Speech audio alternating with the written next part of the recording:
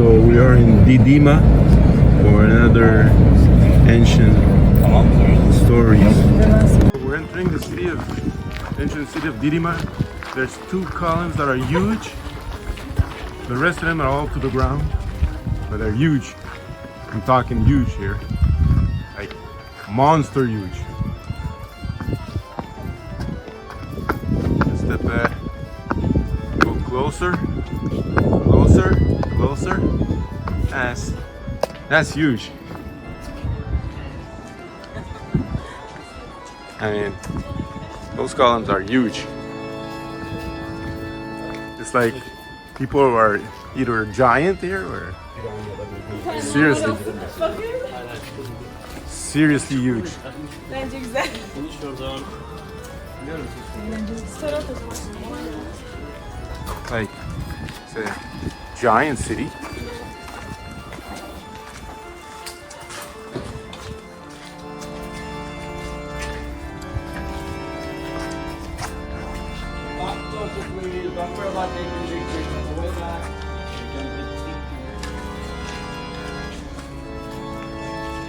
The world when it was constructed. Dimensions of the temple were 50 meters wide, 100 meters long, and the height was 33 meters, which almost makes 150 feet wide, 300 feet long, and the height was 100 feet. It was a dipteros, meaning a rectangular building in the middle, 2 column lines all around, some more in front to impress the people who were approaching the temple. Pointed at 127 columns, made of solid marble in Ionic style.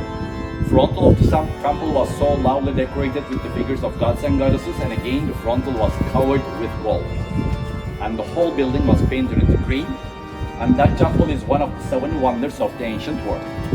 Because of the earthquakes again it was destroyed.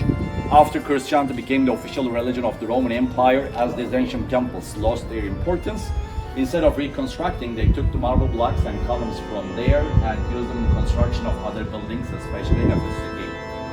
As you see, they are the ones who invented recycling. Why we are talking about the temple here, though we visited Ephesus today? Remember, the name of this area is Didyma. Didyma was not a city, not a town, it was just a very small village.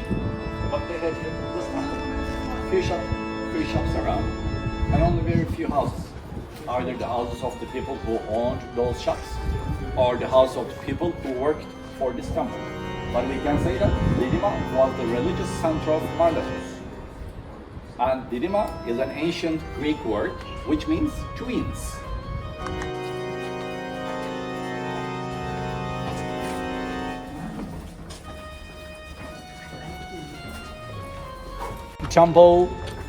Temples were dedicated, either the statues of the gods or goddesses should be kept inside the temple. So back there was another small building where the cult statue of Apollo was kept.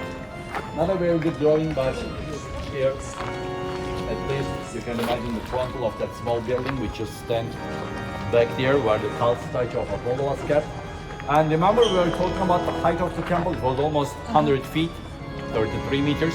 Take a look to the back wall that we have now. The back wall that we can see now, and take a look at this drawing. The dark section is the wall that we see now. Wow. And this is what we cannot see now. So imagine the height of the temple. These marble blocks all around were at the top for the decoration all around. Okay. So here we're sitting in the temple that stands where the highest column were built and the biggest existing right now on Earth. The size of those columns are the biggest on Earth right now as we speak. It's unbelievable. Like the wall is like about 30, 35, 40 foot high, and it was like 5 to 6 times higher than that. So I could imagine that this temple was like super huge in terms of the size. So I will show you right now the size of those columns.